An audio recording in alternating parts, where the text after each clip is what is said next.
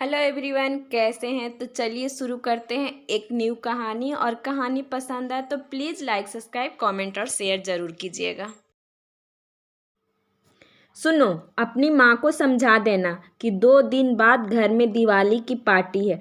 कम से कम उस दिन वे मेरा मूड ना खराब करें। बेहतर होगा अपने कमरे में चुपचाप रहें। अगर वह कमरे से निकली और कुछ भी इधर उधर हुआ तो मैं बिल्कुल बर्दाश्त नहीं करूँगी। फिर मैं ये भी भूल जाऊँगी कि वह मेरी सास है। सीधा घर से बाहर निकाल दूँगी और आप भी मुझे रोक नहीं पाओगे, कह देती हूँ। सरिता अपनी पति राजेश से बोली। राजेश बोला, तुम क्या चाहती हो? मैं माँ को समझाने जाऊं? कम से कम माँ को तो तुम संभाल सकती हो। सच कहते हैं लोग, कलेक्टर ही क्यों न बन जाओ, पर बीबी के सामने हर किसी की बोलती बंद हो जाती है। देख लो, पार्टी में तुम्हारे मायके वाले भी आने वाले हैं। तुम्हें उनके सामने अपनी इज्जत बचानी है तो माँ को अच्छे से समझाना। और प्लीज़ मुझे इन सब बातों से दूर रखो। बाहर की परेशानी क्या कम होती है जो घर की परेशानी भी तुम मुझे संभालने को दे देती हो।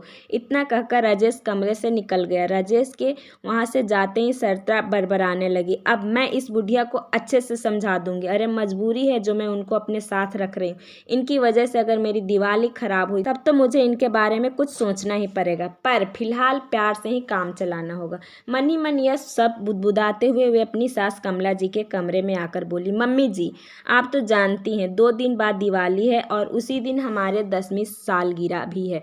मैं नहीं चाहती उस दिन कुछ हंगामा हो, तो बेहतर होगा उस दिन आप अपने कमरे में ही रहना। मैं आपको कमरे से निकलने के लिए मना तो कर रही हूँ, फिर भी आप इधर उधर जरूर करेंगे। उसके बाद आगे क्या होगा इसके लिए भी आप तैयार रहिएगा। इतना कहकर सरिता वहां से चली गई। कमला जी सोचने लगी, मेरे बच्चे मुझे मजबूरी में अपने साथ रखते हैं। दिवाली की पार्टी और मेहमानों की परी हैं। इन्हें तो बस माँ की नहीं, 2 दिन बाद पकवानों की खुशबू पूरे घर में फैल रही थी। सबकी हंसी ठिठोली की आवाज़ कमला जी के कानों तक आ रही थी। पर उनकी हिम्मत कहाँ थी कि वे दिवाली और उन खुशियों का हिस्सा बन पाती। वह तो बस अपने कमरे में चुपचाप बैठी थी। उन्हें हिदायत जो दी गई थी, पर पकवानों की खुशबू उन्हें अपनी ओर खींच रही थी। कमला जी सोचने लगी, कितने चाव से वह बेटे के साथ दिवाली मनाती थी। बेटा बहू क्या लाया और कलेक्टर क्या बन गया, पूरा ही बदल गया। दिवाली के साथ उसकी सालगिरह भी है तो साधारण पार्टी तो होगी नहीं। पार्टी में बेटे को जानने वाले और बहू के मायके वाले को भी बुलाया गया था। कमला जी में बहू के मायके वाले की कोई खास दिलचस्पी नहीं थी। वैसे भी कमला जी अपने कमरे से बाहर कम ही आती थी, क्योंकि अगर वह जरा सा भी बाहर आती तो उनकी बहू सरिता को अच्छा नहीं लगता था। उसे लगता था कि उसकी सास को बाहर आने के मात्र से ही उसका त्यौहार खराब हो जाएगा। और फिर बेटे बहू के इस चमकीले सुंदर घर में कमला जी वह अकेली पुरानी बत्ती थी जो बुझते हुए दिए की तरह टिमटिमाती रहती हैं, जिसे हटाना तो हर कोई चाहता था लेकिन हटा नहीं पा रहा था। कमला जी अकेली कमरे में बैठी अपने पति की तस्वीर के सामने बोल रही थी, आपके बेटे बहू का बस चले तो वह मुझे घर से निकाल दे, पर मैं जानती हूँ वो इस डर से मुझे निकाल नहीं पा रहे हैं कि लोग क्या कहेंगे। इतना बड़ा कलेक्टर अपनी माँ की देखभाल नहीं कर पाया, शायद इसी मजबूरी में वह मुझे अपने साथ रख रहे हैं। इतना कहते कहते उनकी आंखें भर आई। तभी अचानक सरिता ने उनके कमरे का दरवाज़ा खोला और उनकी तरफ एक पैकेट फेंकते हुए बोली, लीजिए यह सहारी पहन लेना। कहीं कोई भूले भटके इस कमरे में आ गया तो हमारी इज्जत ना तार तार हो जाए। और ढंग से हाथ पैर धोकर कंघी कर लीजिएगा। अगर कोई कमरे में आए तो नमस्ते और हाँ हूँ में जवाब देना। बस ज़्यादा किसी से कुछ बोलने की ज़रूरत नहीं है, समझी? सरिता बस बोले जा रही थी, पर कमला जी का बहू की बातें सुनते सुनते ध्यान फिर से पकवानों की खुशबू की तरफ चला गया। अचानक से सरिता उनके कंधों पर हाथ रखकर उन्हें झकझोरते हुए बोली, अरे सुन भी रही हैं या बस मैं कहे जा रही हूँ? कमला जी का ध्यान भंग हुआ और वह बोली, हाँ हाँ बहू, यह तो बताओ दिवाली पर क्या बनवा रही हो? सरिता बोली, हैं भगवान, जब देखो तब बस खाने की बात। कुछ कुछ कहा मैंने आपसे, वे सुना या नहीं? दिवाली की पूजा मैं कर लूँगी, आपको बाहर आने की ज़रूरत नहीं है।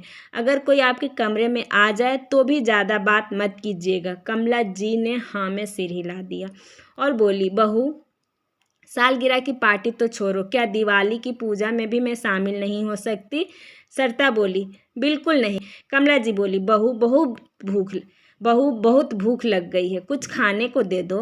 सुबह से सिर्फ 2 ब्रेड पीस और चाय ली है। सरिता ने कमला जी को घूरकर देखा, मानो उन्होंने क्या ही मांग लिया हो, और फिर वहां से चली गई। थोड़ी देर बाद काम वाली सुनैना वहां आई और खाने की थाली कमला जी को देते हुए बोली, लो बड़ी मालकिन, खाना खा लो। कमला जी ने आशा भरी नज़रों से सुनैना की तरफ देखा। सुनैना बोली, बड़ी मालकिन, अभी तो पकवान बना रहे हैं, पूरी तरह से तैयार नहीं हुआ, इसलिए मैं सुबह का यह बचा हुआ खाना लेकर आई हूँ, ताकि कुछ देर के लिए तो आपकी भूख शांत हो सके। और फिर बिना मालकिन से पूछे अगर मैं पकवान लाऊंगी तो आप जानती हैं मेरी नौकरी चली जाएगी। कमला जी सब समझ गए। उन्हें भूख इतनी जोर से लगी थी कि वह खाने पर टूट पड़ी। उनको इस तरह खाना खाते देख सुनैना की आंखें भर आई। वे सोचने लगी, कोई कह सकता है भला यह कलेक्टर साहब की माँ है? वे कलेक्टर साहब जो इतनी इज्जत और पैसा कमा रहे हैं। इनसे तो हमारी किस्मत अच्छी है, बेटा बहू मजदूरी करते हैं, मैं काम करती हूँ, लेकिन कम से कम रात का खाना सब एक साथ बैठकर तो खाते हैं। यहाँ तो कलेक्टर बेटा दिवाली पर सबको मिठाइयाँ बांटता है और सालगिरह पर पार्टी, पर उसकी माँ भूखी है। तभी सुनैना को सरिता की आवाज़ सुनाई पड़ी, तो अब बाहर जाने को है। तभी कमला जी बोली, सुनैना, एक रोटी से मेरी भूख नहीं मिटती है, मुझे अभी भी भूख लग रही है। सुनैना बोली, बड़ी मालकिन, जैसे ही मुझे मौका मिलेगा मैं आपके लिए कुछ ले आऊँगी, अभी मैं जाती हूँ। इतना कहकर वह चली गई। कमला जी ने बहू के कहे अनुसार साड़ी निकाल कर देखी तो वह खुश हो गई और कहने लगी, बहू ने पहली बार दिवाली पर मेरे लिए साड़ी खरीदी, इसके साथ ब्लाउज और पेटीकोट दे देती तो अच्छा रहता। अभी के लिए पुरानी साड़ी ही पहन लेती हूँ। थोड़ी देर बाद सारे मेहमान बाहर इकट्ठा होने लगे और केक करने की तैयारी होने लगी। राजेश और सरिता केक काटने के लिए जैसे ही आगे आए, राजेश की किसी दोस्त ने कहा, अरे राजेश, घर में आंटी जी हैं, उन्हें भी बुला लो, लोग कहते हैं बड़े बुजुर्गों का आशीर्वाद लेना अच्छा होता है। एक तो दिवाली, उस पर इतनी खुशी का दिन है, तो उन्हें भी यहाँ होना ही चाहिए, क्यों दोस्तों? सबने हाँ हाँ कहना शुरू कर दिया। सबकी बातें सुनकर राजेश ने सरिता की तरफ देखा तो सरिता बात बनाते हुए बोली, अरे भैया, बात यह है कि मम्मी जी की तबीयत अब कुछ ठीक नहीं रहती और दिवाली के दिन उनके किसी रिश्तेदार की मौत हो गई थी, इसलिए उन्होंने खुद मना किया है कि मुझे परेशान मत करना, वरना हमारा तो बड़ा मन था हर बात में उन्हें अपने साथ रखने का और उनके हाथों केक कटवाने का, पर क्या किया जा सकता है, जैसे उनकी इच्छा। मैं तो बहू हूँ, उनका कहना कैसे टाल सकती हूँ। सबको अपनी बातों से खुश करके सरिता ने राजेश के साथ मिलकर केक काटा। इधर खाने पीने में सब लोग मशगूल हो गए। उतने में सुनैना एक प्लेट में थोड़ा सा खाना लेने लगी तो सरिता उसे डांटते हुए बोली, यह क्या कर रही हो, यह खाना किसके लिए ले जा रही हो? सुनैना बोली, बड़ी मालकिन को भूख लग रही होगी, उन्होंने एक ही रोटी खाई थी। सरिता बोली, तो एक रोटी काफ़ी है, इस उम्र में ज़्यादा खाएंगी तो वजन बढ़ जाएगा और कल को अगर मर गए तो उनको कौन उठाएगा? चुपचाप से एक प्लेट यहाँ रख और अपना काम कर, अम्मा को मैं देख लूँगी। यहाँ मेहमान खड़े हैं, तुम्हें बड़ी मालकिन की परी है क्या? वही तुम्हें तनख्वाह देती हैं? चलो जाओ यहाँ से। बेचारी सुनैना को मजबूरन खाना प्लेट में वहीं रख दिया और काम करने लगी। सरिता अपने दोस्तों के साथ बिजी हो गई। देखते ही देखते रात के 10-11 बज गए, पर अभी तक कमला जी को खाना किसी ने नहीं दिया था। वो भूख से बिलबिला रही थी, लेकिन उनसे भूख अब बिल्कुल भी बर्दाश्त नहीं हो रही थी। लेकिन पार्टी तो अभी तक चल रही थी। जैसे जैसे वक्त बीत रहा था, कमला जी का सब्र का बांध टूटता जा रहा था। आखिरकार वे उठकर अपने कमरे से बाहर आईं और छोटे बच्चों की तरह इधर उधर झांकने लगी। अचानक से राजेश की नज़र कमला जी के पर पड़ी और वह सरिता के पास जाकर धीरे से बोला, सरिता, मैंने तुमसे कहा था ना, इस दिवाली माँ मुझे अपने कमरे से बाहर दिखनी नहीं चाहिए। मैंने तुम्हें बताया भी था कि कितने बड़े बड़े लोग आएंगे, अम्मा को संभाल लेना, पर तुमसे एक काम भी ठीक से नहीं हुआ। तुम्हें मेरी इज्जत की बिल्कुल भी नहीं पड़ी है। माँ को अंदर ले जाओ, इससे पहले कि किसी की उन पर नज़र पड़े। सरिता फटाफट अम्मा के पास गई और उन्हें कमरे में ढकेलती हुई उनके कान में बोली, आपसे कहा भी था बाहर मत आना, आप सुनती क्यों नहीं? पार्टी में मौजूद अन्य लोगों के ध्यान अपनी तरफ आया देखकर वो बोली, चलिए अम्मा, अंदर चलिए, आराम कीजिए। कमला जी भूख से तड़प रही थी। सबके सामने ही वह बोली, बहू, तुम लोग मुझे दिवाली के दिन भी अंदर कमरे में बंद करके क्यों रखते हो? मुझे बहुत ज़ोरों से भूख लगी है, कुछ खाने को दे दो। अचानक से कमला जी की आवाज़ सुनकर सभी लोगों का ध्यान उस तरफ गया और सब हैरानी से उन्हें देखने लगे। एक औरत दूसरी औरत के कान में बोली, इतने बड़े कलेक्टर की माँ अभी तक भूखी प्यासी बैठी है, जबकि कलेक्टर साहब सबको पकवान खिला रहे हैं और सरिता हमारे साथ दिवाली में पत्ते खेल रही थी। पार्टी में मौजूद अन्य लोग भी दबी जुबान से बातें बनाने लगे। आखिरकार सरिता कमला जी को जबरदस्ती खींचते हुए कमरे में ले आई और कमरे का दरवाजा बंद करते हुए उन्हें पलंग पर ढकेलते हुए बोली, खबरदार जो बाहर आए तो मुझसे बुरा कोई नहीं होगा। शर्म नहीं आती अपने बेटे की इज्जत इस तरह सबके सामने उछालते हुए? क्या बताना चाहती हैं आप लोगों को कि हम आपको भूखे रखते हैं? आपसे तो मैं बाद में बात करूंगी, पहले अपने बाहर जो रायता फैलाया उसे समेट लूं। कमला जी कुछ कहती उससे पहले ही सरिता ने दरवाज़ा उनके मुंह पर बंद कर दिया और बाहर आकर सबके सामने सुनैना से बोली, सुनैना जल्दी से मम्मी जी को एक प्लेट में खाना लाकर दो। तुम्हें पता है ना वो बूढ़ी हो गई हैं, हर 2 घंटे में उन्हें भूख लग जाती है। अभी तो थोड़ी देर पहले ही तो उन्हें खाना खिलाया था, अब फिर से भूख लग गई है। पर कोई बात नहीं, हम उनका ख्याल नहीं रखेंगे तो कौन रखेगा। सुनैना चर से सरिता की तरफ देखने लगी और फटाफट एक प्लेट में खाना लगाकर कमला जी के कमरे में ले गई। कमला जी रो रही थी। सुनैना को देखते ही वह बोली, देख सुनैना, बहू ने मुझे कितनी जोर से धक्का मारा, मेरी पूरी कोहनी छिल गई है।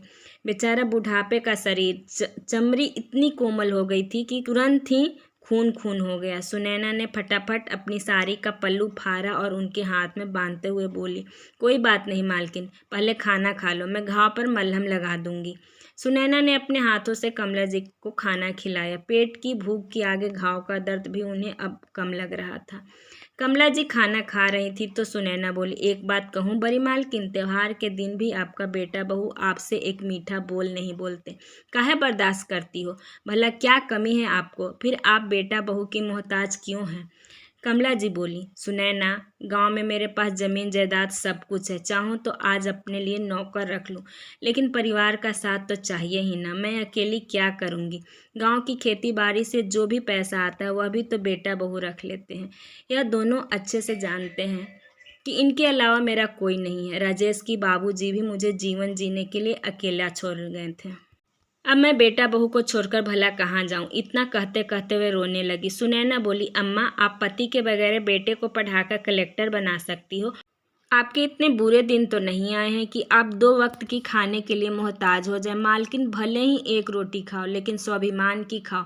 मेरा बेटा अगर मेरे साथ ऐसा करता तो मैं उससे सारे रिश्ते नाते तोड़ लेती। फिर आप तो पढ़ी लिखी हो। तभी सरिता ने सुनैना को आवाज़ लगाई और वे बाहर चली गई। उसके जाते ही कमला जी सोचने लगी, एक अनपढ़ औरत इतना साहस दिखा सकती है तो मैं क्यों नहीं। उन्होंने अपने आंसू पोंछे और उसे खाने को एक तरफ रख दिया। उन्होंने सोचा कि क्या यह सम्मान की रोटी है? थोड़ी देर बाद सुनैना कमरे में प्लेट लेने आई तो उसने देखा कि खाना वैसे के वैसा ही था और कमला जी अपने पति की तस्वीर को निहार रही थी। सुनैना बोली, क्या हुआ अम्मा, आपने खाना नहीं खाया? कमला जी बोली, नहीं चाहिए मुझे ये तिरस्कार की रोटी, ले जाओ इसे वापस। सुनैना ने कमला जी को मनाने की भरपूर कोशिश की लेकिन उन्होंने खाना नहीं खाया। बाहर पार्टी भी खत्म हो चुकी थी। सरिता और राजेश भी कमरे में आ गए और आते ही कमला जी पर दिवाली के पटाखे की तरह बरस पड़े। क्या ज़रूरत थी आपको बाहर आने की? आपको सब कुछ मुफ्त में मिल रहा है, फिर भी आप ऐसी हरकत करती हैं। खाने के लिए आप इतनी पागल हो जाती हैं कि भूल जाती हैं कि मेरी यहाँ कोई इज्जत है। आपको पता है लोग कैसे कैसे बातें बना रहे होंगे। अगर ऐसा ही चलता रहा तो मैं आपको अपने साथ नहीं रख पाऊंगा। फिर रहना अकेली और मनाना त्यौहार। राजेश की बातें अभी ख़त्म नहीं हुई थी कि सरिता बोली, लो जी, खाने के पीछे इतना हंगामा करती हैं, वह भी तो वैसे ही पड़ा है, खाना बर्बाद करती हैं। पता है ना भगवान कितना पाप देंगे। अब आपके नखरे मुझसे नहीं उठाई जाएंगे। सुनो जी, इनका कुछ करो। अब मुझसे ये सब नहीं होगा। इन्हें वापस गांव भेज दो, किसी वृद्धा आश्रम में छोड़ आओ। राजेश बोला, ठीक कहती हो, मैं कल ही इन्हें गांव भेज देता हूँ। वहाँ अकेली रहेंगी तो अकल ठिकाने आ जाएंगी। कमला जी चुपचाप बेटे बहू की बातें सुन रही थी। सुनैना आश्चर्य से कमला जी की तरफ देख रही थी। वे सोच रही थी यह तूफान से पहले की शांति है, ना जाने अब बड़ी मालकिन क्या करेंगी। दूसरे ही दिन राजेश ने कमला जी को गाँव भेज दिया। गांव पहुंचने पर कमला जी ने सबसे पहले अपनी वकील को बुलाया। अपनी सारी ज़मीन जायदाद से उन्होंने राजेश को बेदखल कर दिया। उन्होंने अपनी वसीयत बनाई जिसके उनके मरने के बाद सारी प्रॉपर्टी ट्रस्ट को चली जाएगी, जो ट्रस्ट बुजुर्गों और अनाथ बच्चों के लिए काम करती हो, और इस ट्रस्ट की देखभाल की जिम्मेदारी उन्होंने सुनैना को दी। इसके लिए उसे महीने की तनख्वाह दी जाएगी। घर का आधा हिस्सा उन्होंने लड़कियों की शिक्षा के लिए दे दिया और आधे हिस्से में वो खुद रहने लगी। एक दिन उन्होंने सुनैना को फ़ोन किया और वे और उसका पति वहाँ आ गया और घर की सारी जिम्मेदारियाँ उन्होंने संभाल ली और कमला जी के साथ ही रहने लगी। कमला जी अब स्वाभिमान और सुकून की रोटी खाती थी। खेती बाड़ी से जो भी इनकम होती थी वह राजेश के पास ना भेजकर कमला जी ने अपने पास ही रखना शुरू कर दिया। जब पैसा राजेश के अकाउंट में नहीं आया तो वे और सरिता दोनों गांव पहुंच गए। आते ही कमला जी के ठाट बाट देखकर राजेश बोला, माँ, यह घर का क्या हाल बना कर रखा है आपने, और इस बार खेती में कमाई नहीं हुई जो पैसे मेरे अकाउंट में नहीं आया। इतना बड़ा फैसला लेने से पहले आपको मुझसे पूछना चाहिए था। कमला जी बोली, तुझे क्या पूछूंगी, तुम होते कौन हो, अब वह सारे पैसे मेरे अकाउंट में रहेंगे। सरिता ने बोली, अब पैसे का क्या करेंगी, और किससे पूछकर आपने घर का आधा हिस्सा बच्चों के स्कूल के लिए दे दिया। कमला जी बोली, यह घर क्या तुम्हारे बाप ने तुम्हें दहेज में दिया था, और क्यों पूछूंगी मैं तुम लोगों से, संपत्ति मेरी है तो मैंने अपने अनुसार इस्तेमाल कर ली। वैसे भी तुम लोग होते कौन हो मुझे यह सब कहने वाले। राजेश बोला, माँ, यह कैसी बातें कर रही हैं आप, हम आपके बेटा बहू हैं, आपका भला बुरा अच्छे से जानते हैं। कमला जी बोली, कौन सा बेटा बहू, वे जो त्योहार पर रोटी तक के लिए अपनी माँ को तरसाते थे, ऐसे बेटा बहू मुझे नहीं चाहिए। वैसे भी मैं तुम्हें प्रॉपर्टी से बेदखल कर चुकी हूँ, तो अब गांव में तुम्हारे लिए कुछ नहीं रखा है। अब तुम्हें तुम्हारा शहर भला, यहाँ आने की परेशानी मत उठाओ। अब दिवाली होली अपनी पत्नी के साथ आराम से वहीं मनाओ। सरिता बोली, मम्मी जी, आप ऐसा कैसे कर सकते हैं, ज़रूर यह सब आपको इस सुनैना ने सिखाया होगा। इसकी तो मैं। जैसे ही वह सुनैना की तरफ बढ़ी, कमला जी ने एक थप्पड़ सरिता को जड़ दिया और बोली, खबरदार जो इसे हाथ भी लगाया तो। आज तक तो तुमने मेरी कोई सेवा नहीं की, जो भी सेवा की है इसने ही की है, और मेरे मरने के बाद भी ये इस घर में रहेगी। तुम लोग मेरे मरने पर यहाँ मत आना, और ना ही मेरा बेटा मेरी चिता को अग्नि देगा। गांव का कोई भी आदमी मेरी चिता को अग्नि दे देगा। कम से कम यहाँ के लोगों में इंसानियत तो जिंदा है। निकल जाओ अब मेरे घर से, और वापस कभी लौट कर मत आना। कमला जी के रुद्र रूप देखकर दोनों की घी घी बन गई। सुनैना बोली, मैं हाथ जोड़कर आप लोगों से विनती करती हूँ, आप लोग बड़ी मालकिन को परेशान मत कीजिए और चले जाइए यहाँ से। बेचारी को शांति से अपना बचा हुआ जीवन जीने दीजिए। आखिरकार राजेश और सरिता इतना समूह लेकर शहर की ओर रवाना हो गए और दोबारा लौटकर नहीं आए। यहाँ सुनैना और उसका पति कमला जी की पूरी सेवा करते और ईमानदारी से उनकी चीज़ों को संभालते। बेटा बहू ने अपना फर्ज जब अदा नहीं किया तो फिर अधिकार कैसे पा सकते थे, और वह खाली हाथ ही रह गए। अगर आप सबको कहानी पसंद आई हो तो लाइक, सब्सक्राइब, कमेंट, शेयर ज़रूर कीजिएगा। Thank you.